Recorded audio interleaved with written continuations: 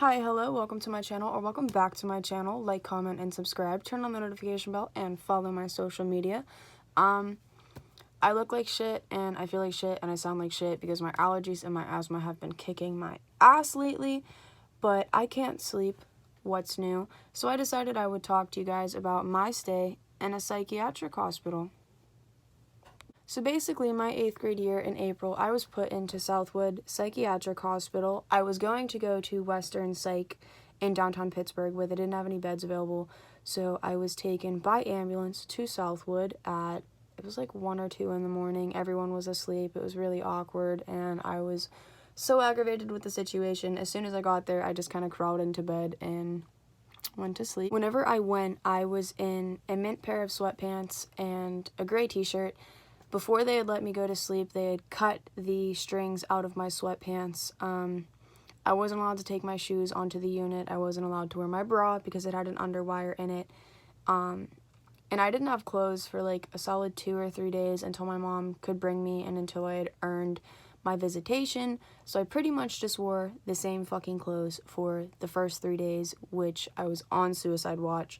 So anytime I used the bathroom, an adult had to stand in there with me. Anytime I showered, an adult, once again, had to stand in there with me. I had to be in someone's eyesight at all times, which sucked because my room, most of the rooms had 2 people in them. I had one with 3 people. In my room, as soon as you, like, if you were looking in the door, there was one bed here, and one bed here. So from the doorway, you could see this bed. My bed was here, so I had to stay in this bed. The girl who was staying in that bed was not very happy about it. I was not happy about it either. But yeah, that was really fucking sucky. There was 2 girl units. To get anywhere in the building, you needed a key to unlock the first door. So you unlock the door and you go in. There's a cafeteria, like a really tiny cafeteria here. There's girls unit 1, girls unit 2, and then a nursing station. I was in the second unit. So you unlock the door, and there's a TV with like fiberglass over it. All of the pictures were screwed into the wall, and there was a couch and then a bunch of little like lounge chairs, I guess. All of the furniture was made of this really uncomfortable like plastic material. But as soon as you walked in, there was a closet here that everybody kept like shampoo, conditioner, face wash in, and then there was a bathroom, a single bedroom. There was the room that I was staying in. There was another bathroom, a bedroom with 2 beds, one more bathroom, and then another bed with 2 beds, and then a door that led to this outside patio area where both pods could go into. Same thing with the cafeteria little thing, but neither of the girl pods were allowed to interact at the same time because fights would break out. The fights there were fucking crazy.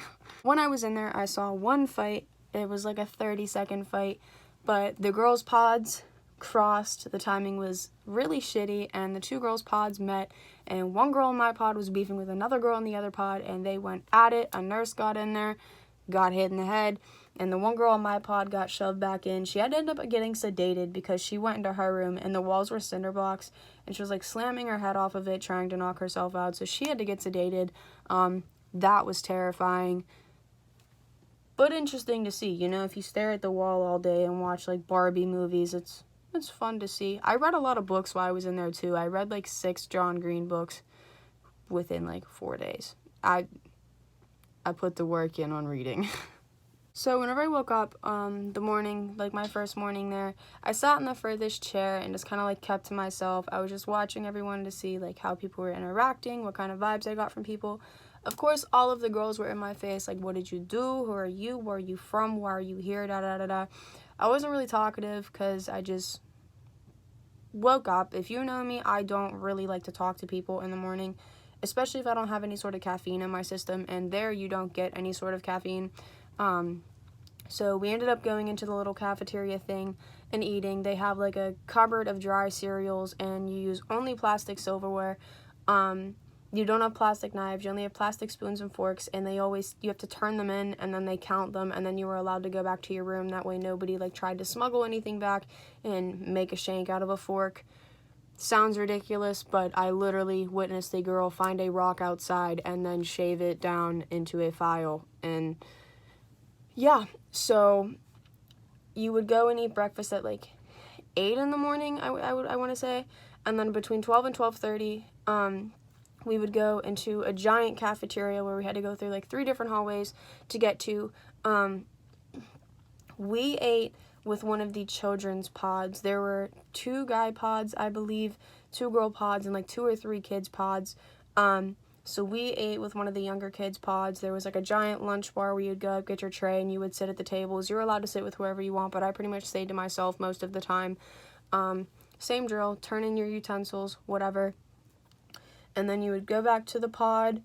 Sometimes they had this little rec room thing where there was like crayons and paper. You weren't allowed to use pencils or pens. There was like crayons and markers that you could draw. They would play music. Or you would go in the room and watch TV. But there was always like 2 or 3 staff people in the room, and they liked to control what you watched. Like, we weren't allowed to watch America's Next Top Model. I remember being so upset about that because that used to be my show, and we weren't allowed to watch it. Yeah, you had to meet with a psychiatrist and a therapist and talk to them. They tried to do it every day, but it didn't always happen every day. And then you'd do group therapy, and if you refused to do group therapy or any sort of group activity, if you refused to go to breakfast, you would get points off, and it would deduct your level. And the levels in there was level 1, 2, and 3. If you got to 3, then you could go home. I was on level 1 for the first 3 days because I was on suicide watch. Level 1 means you get no phone calls, no visits. Level 2, you get 1 15-minute phone call and like 1 15-minute visit. And then level 3, I think you get a 30-minute phone call and like a 30-minute to an hour-long visit. And then you get to go home. On my 9th day, I got to level 3 and I was allowed to go home. So I did. Basically, though, if you're hungry throughout the day, they give you like an apple, and that's all that you get. You're kind of stuck. I snack throughout the day, so that sucked for me. And in your rooms, you had these giant Tupperware bins where you kept all of your clothes. Anything with strings, the nurse's station would hold if you didn't want to cut the strings out. Anything with wires, you weren't allowed to have. You weren't allowed to have belts. If you had shoes with laces in them, you weren't allowed to have them. You weren't allowed to have makeup. Pretty much like prison in a sense, but they would go through and check your bins like while you were sleeping or while you were at breakfast or lunch or whatever. And if you had anything that you weren't supposed to have in your bin, like one of my roommates had like an apple in her bin, and we came back and she lost a point for that because it brings bugs or whatever. But yeah, they would search your stuff, and it's just kind of all around sucky. We went outside into the little courtyard situation like maybe twice. It was basically cement with the privacy fence all the way around it. It was not big at all. And there was a basketball hoop, and then they would occasionally bring out like hula hoops and jump ropes and shit. That is where the girl actually got the rock from. On the edge of the cement, there's like that big of a gap between the fence and the cement, and there's like rocks underneath there, and one of the girls grabbed the rocks. And yeah, we were never really outside for all that long because we had to rotate through like girls pod 1 and girls pod 2, and not everyone wanted to go outside. It had to be like a unanimous thing. Like, no one was allowed to stay inside, everyone had to come outside. And it was raining like 2 of the days that I was there, so we couldn't go outside anyways. I didn't really get along with majority of the girls in my pod, just because they just rubbed me the wrong way. There was 2 girls that I actually did get along with. One of them I still have in contact somewhat with today. She's so sweet. I'm not going to name her name for like privacy purposes, but her and I clicked very quickly whenever we were in there. And then there was another girl. She was kind of like an older sister to me. We used to sit there and talk a lot, and she had this giant coloring book and like 400 crayons, and we used to sit there and color in her coloring book with crayons, which sounds like hella cheesy, but it was so much fun. And she actually got me into using crayons, and after I got out, I bought like 600 crayons, and I still have them, and I was obsessed with using them. But there was one more girl I met during dinner. She was put into my pod, and then the next day she was removed. Luckily, whenever I was leaving, they let me go into the other girl's pod to tell her goodbye, because she really stuck out to me. She had opened up to me about some things. She was beautiful, absolutely beautiful, but she had an eating disorder and her home life wasn't the best, and we bonded over things like that. So yeah, there were 3 people in there that I genuinely did like and connect with, but everyone else kind of just rubbed me the wrong way and made me want to like run in a corner and like not be social. While I was in there, they started me on medication. I didn't really want to, but my mom had signed the consent form, so they started me on it. And yeah, once I got out, I continued on the medication. Pretty plain and simple. And then if you've watched my other videos, you know that I stopped the medication, went cold turkey, and like nuts for a minute. There was also one staff guard that I absolutely adored. She had a sketchbook with her at all times, and she would always draw, and she drew me a dream catcher. I still have it to this day.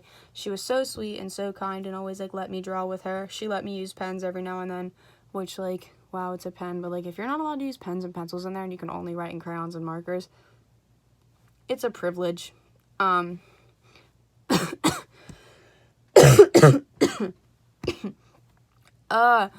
But my experience in there wasn't all that interesting. I don't remember certain parts of it, so I'm kind of just going off of memory right now. But yeah, it's something that I definitely will say I don't want to go back to. It was not fun. It was not fun, but at the end of the day, it did help me. So something good did come out of it. I'm sorry if you were expecting so much more from this video. This is just kind of a quick basic story time from like 4 years ago that I'm pulling out of my head. But yeah, if you enjoyed this, if you enjoy my content, like, follow, subscribe, hit the notification bell, follow my Instagram. I will link it below. Also, if you shop with Azo Swim, I will link them below. Use code RGreenwood for a discount on your purchase, and majority of their things are on sale right now. So get an item for sale, throw my code on it, save some shmoney. Seriously, thank you for watching my video, thank you for supporting me, thank you for watching my shitty content, and I will see you in the next video.